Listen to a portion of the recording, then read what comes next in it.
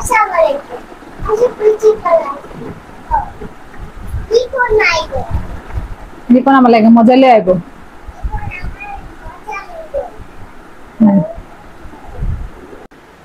আসসালামু আলাইকুম, আশা করি আপনারা ভালো আছেন। আপনাদের দোয়াতে আমরাও ভালো আছি। চলেন আমি আজকে তেহারি রান্না করছি, সেটা আপনাদেরকে দেখাবো। চলেন। কই আমার তেহারি? দেখতেই পাচ্ছেন, এই যে আমার তেহারি রান্না করছি আজকে সবার জন্য। আমার শ্বশুর হঠাৎ করে বলতেছে সে তেহারি খাবে, তাই আমি আলু, গরু মাংস দিয়ে, পোলা চাল দিয়ে যে তেহারিটা রান্না করছি। পোলা চাল যেহেতু আমার আগে ঘরে ছিল, তাই আমি যে তেহারি রান্না করছি। আবার আপনি ভাইয়া হঠাৎ করে বলতেছে তেহারি সে খাবে না। আমি বলতে আপনি তেহারি খাবেন না তো কি খাবেন? আমার বলতেছে আমার জন্য ভাত বাগার দিতে। এই যে দেখেন, ওর জন্য আমি ভাত বাগার দিছি। এতগুলা ভাতের ভিতরে আমি একটা ডিম দিছি। দেখেন, ডিম তো বাসেই না, পেঁয়াজও বাসে না, ভাতেই দেখা যায়। কিছু করার নাই, হঠাৎ করে আমি ভাত বাগার দিছি এত বছর পর। কোনো ইলেকট্রিক চুলার পর থেকে আমরা কোনো ভাত বাগার দিই না, কারণ কারেন্টের চুলা রান্না করি তো বুঝে শুনে চলতে হবে, তাই না? আর তখন গ্যাস ছিল, হঠাৎ যখন মন চাইছে তখন ভাত বাগার দিয়ে খেয়েছি। ভাত বাগারটা একটা অনেক মজা লাগে, ভাল লাগে। তাই আপনার ভাইয়া হঠাৎ করে বলতেছে ভাত বাগার খাবে, তাই ওর জন্য ডিম দিয়ে ভাত বাগার দিছি। আর আমার কালকে ডাল আসছিল, এই যে ডাল।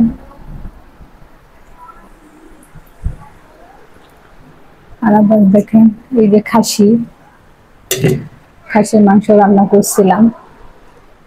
এই যে দেখেন, বৃষ্টি আসলে আমার ঘরের কি অবস্থা। এই যে দেখেন, এই যে দেখেন, এত পাতিল দিয়া রাখছি, তারপরও কোনো পানি তো সমাধান হয়ই না, খালি পানি আসতেই আছে কি করার কম। এই যে দেখেন, শার্ট পায়জামা যা আছে ঘরে সব দিয়া দিছি, তারপরও আমার পানি আটকানো যায় না, বারবার মুছতে হইতেছে। এই যে দেখেন, আমার শুকনা ছালাটাও ভিজে গেছে।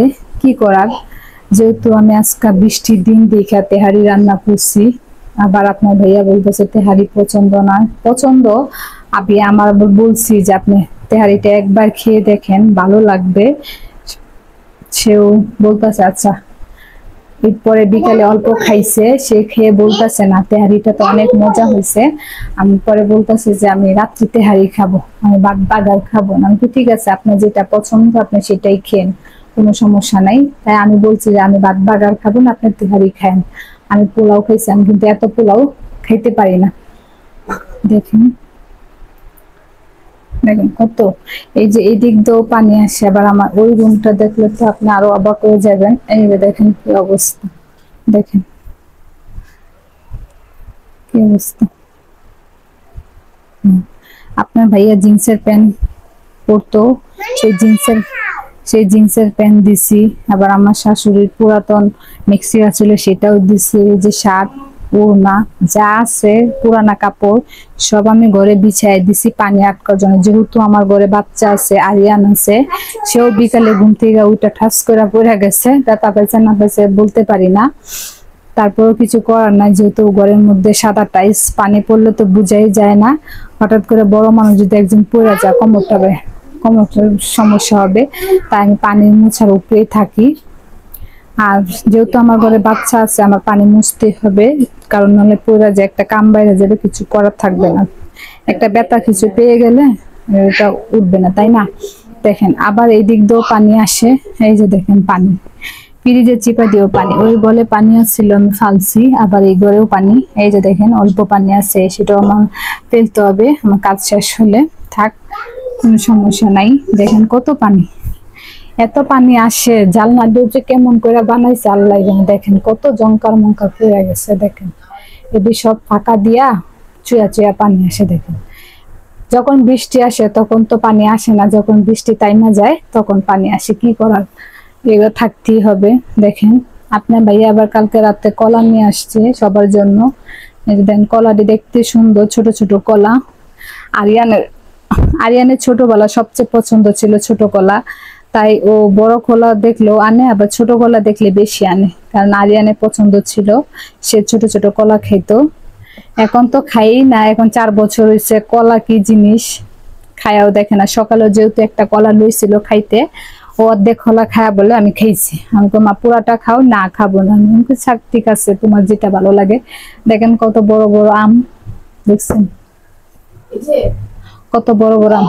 এই আমগুলাটি কাঁচা যখন আনছিল আপনার ভাইয়া, তখন কাঁচা আমি কইতে ঘরে রেখে দিই, পাকলে সবাইকে কাইটা দিব, সবাই মজা করে খাইবে, তাই না? এই যে দেখেন, এটা কি বিশাল বড় মনে হয়, কত বড় আম। আমটি দেখতেও কত সুন্দর, তাই না? দেখেন এত কাঁচা ছিল। আমি কালকে একটা আমার শ্বশুরকে খাইতে দিছি, সে বলতেছে আমগুলা কাঁচা খাইতে পারে না, কষ্ট হয়, তাই আমি রেখে দিছি যে আমগুলাটি পাকলে যে দিব। আর এটা দেখেন তো ইসবকুলের বসি, সে দোকানে অনেকদিন আসছিল তো পোকা ধরে লইছে, সে তার জন্য বাসায় নিয়ে আসছিল।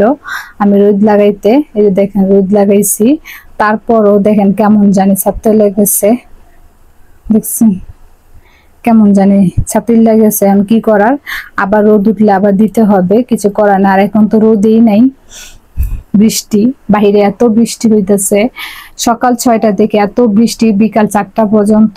রাস্তাঘাট পানি দিয়া ভরা। আপনার ভাইয়া দোকানে গেছে কত কষ্ট করে, আবার আমার শ্বশুরও দোকানে গেছে কত কষ্ট করে। আবার যেহেতু ড্রেন বানাইতেছে, আর যেহেতু ড্রেন বানাইতেছে, রাস্তাঘাট পানি তো উঠবেই। আবার এত বৃষ্টি হইলে, কারণ আরো আগেও বৃষ্টি হয়েছিল, কিন্তু এত বৃষ্টি হয়েছিল তারপর রাস্তায় এত পানি জমে নাই। কারণ পানি জমার কারণ আছে, কারণ ড্রেন গুলো যদি পরিষ্কার আপনারা না করেন, আবার ড্রেন গুলো যদি অনেক ময়লা আবর্জনা থাকে, তাহলে এই ড্রেন দিয়ে কোনো সময় ময়লা পানি যাবে না। আর ড্রেন গুলো যদি পরিষ্কার পরিচ্ছন্ন করা হয়, তাহলে বৃষ্টির পানি পড়বে, আপনি টেরই পাবেন না যে এখানে বৃষ্টির পানি পড়ছে, হঠাৎ করে পানি চলে যায়। তাই কিছু করার নাই, কি আর করার, এত বৃষ্টি হয়েছে। আবার যারা ব্যবসা বাণিজ্য করে তাদেরও অনেক কষ্ট, রাস্তাঘাট চলাফেরা। আবার যারা পরীক্ষা চলতেছে এদেরও কষ্ট অনেক। যারা পরীক্ষা চলতেছে ওদেরও কষ্ট যাইতে, যাদের গার্জেনরা নিয়ে যায়, গার্জেনরা যাওয়ারও অনেক কষ্ট। যারা পরীক্ষার্থী এদেরও কষ্ট। তারপরও পরীক্ষাটা যেহেতু বর্ষার দিনে ফালাই দিছে, পরীক্ষা অবশ্যই দিতে হবে। আর একটা পরীক্ষা যদি না দেয়, তাহলে আপনার 1 বছর আবার পিছিয়ে যেত, কিছু করার নেই। তারপর কষ্ট মষ্ট করে সবাই এই পরীক্ষা দিয়ে ফলাফল পেতে হবে। আবার এত পানি, রাস্তাঘাটে প্রচুর পানি হলে তো একটা সমস্যা, তাই না? যে যারা রিক্সা চালায় ওদের অনেক কষ্ট, আবার যারা ব্যবসা বাণিজ্য করে ওদেরও অনেক কষ্ট, আবার যারা রাস্তাঘাটে চাকরি করে ওদেরও খুব কষ্ট। এত পানি জমলে মানুষের ব্যবসা বাণিজ্য কি করবে? পেট তো আর মানবে না, ব্যবসা বাণিজ্য অবশ্যই চলতে হবে। সবারই সংসার আছে, সবারই বউ বাচ্চা আছে, ভাই বোন আছে, বাবা মা আছে, অবশ্যই ওদেরকে খাওয়াইতে হবে, তাই না? দেখেন আকাশটা কত অন্ধকার, মেঘলা, কি অবস্থা। মনে করেন রোদ যখন উঠে তখন আকাশটা একদম নীল আর সাদা হয়, ভালো লাগে। আবার বৃষ্টির দিন বৃষ্টি পড়লে তখন আকাশটা অন্যরকম, আর বৃষ্টি থামলে হয় আরেক রকম। দেখুন কত সুন্দর। ছাদ দেখাইছিলাম, এখন ছাদটা মেঘের ভিতরে ডুবে গেছে, কিছু করার নাই। আচ্ছা, ভালো থাকবেন, সুস্থ থাকবেন, আমাদের জন্য দোয়া করবেন, আর আমাদের চ্যানেলটা সাবস্ক্রাইব করবেন, লাইক করবেন, শেয়ার করবেন। আল্লাহ হাফেজ, টাটা।